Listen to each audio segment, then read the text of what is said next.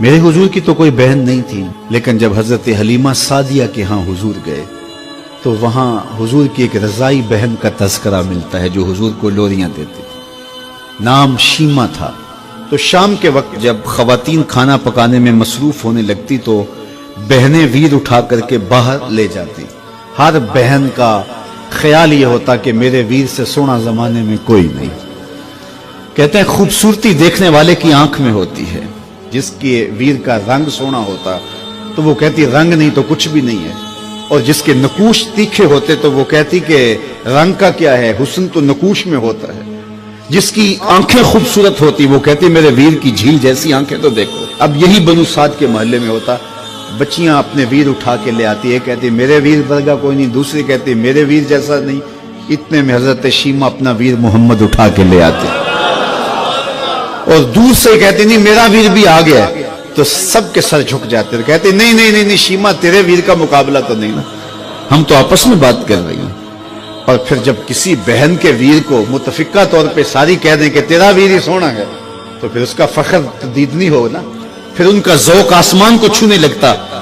इब्ने हश्शाम सीरत की सबसे पहली किताब, उसमें यह वाक़या लिखा है कि फिर हजरत शीमा हुजूर को अपनी आगोश में लेकर समेटती और फिर चूमती और फिर वो लोरी देती, और वो लोरी के लफ्ज भी लिखे हैं रब्बना अब के लदा मुहम्मदा हत्ता अराहु याफियम व अमरदा। अल्लाह मेरे वीर मोहम्मद को सलामत रखना। आज ये पालने में बच्चों का सरदार है, कल वो लम्हे आए जवानों का भी सरदार। और फिर झूम जाती और क्या खुशी उनकी दीदनी होती। और फिर वो मंजर भी आया कि हुजूर अलैहिस्सलातु वस्सलाम मक्के चले गए और ये जवान हुई और फिर उनकी शादी किसी कबीले में हो गई।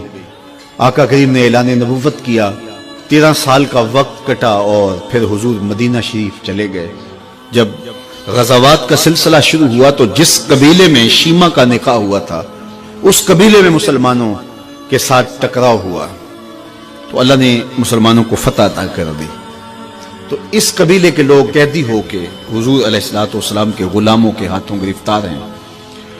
तो ये अपने कैदियों को छुड़ाने के लिए कबीले के सरदार एक एक घर से फिदिये के लिए रकम जमा कर रहे हैं। चलते चलते शीमा के घर भी पहुंचे जो कि एक उम्र का हिस्सा गुजार चुकी थी, और जाके कहा कि इतना हिस्सा आपका भी आता है।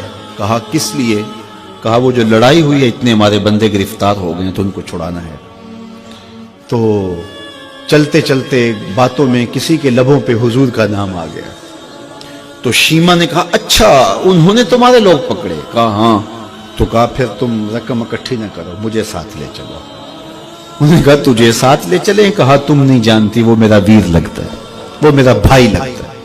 कौम के सरदारों के साथ हजरत शीमा हुजूर के नूरी खैमों की जानब जा रही हैं और सहाबा नंगी तलवारों से पहरा दे रहे। ये मक्की दौर तो था नहीं, ये मदनी दौर था।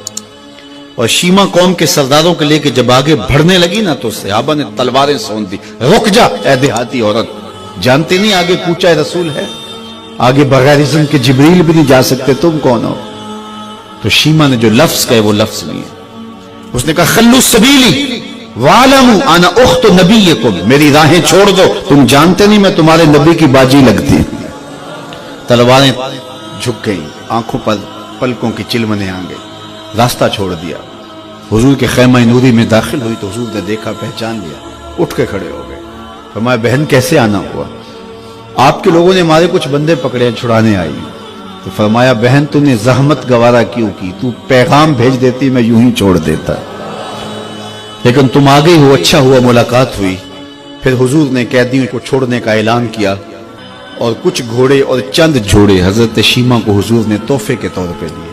वीरों के दरवाजे पर बहनें आए तो वीर खाली तो मोड़ा नहीं करते, तो हुजूर ने बहुत कुछ अता किया। और फिर रुखसत करने खैमे से बाहर आए तो सहाबा की जमात मुंतजिर थी। फरमाया सहाबा जब मैं कैदी छोड़ा करता हूँ मेरी आदत तुम्हें मालूम है कि मैं पहले तुमसे मुशावरत किया करता हूँ। आज ऐसा मौका आया कि मैं तुमसे मुशावरत भी नहीं की और कैदी भी छोड़ दिए। कहा जो चाहें आप करें, लेकिन क्यों मुशावरत नहीं फरमाई? हुजूर अगर इरशाद फरमा दें। तो फरमा इसलिए कि मेरे दरवाजे पे मेरी बहन आ गई थी। कोई लाओ तो सही जमाने में ऐसा, कोई लाओ तो सही जमाने में یہ جمال اور یہ حسن اور یہ کمال رکھنے والا، تو پھر کیوں نہ ہم اپنی ساری زندگی اس آقا کے نام لگاتے ہیں۔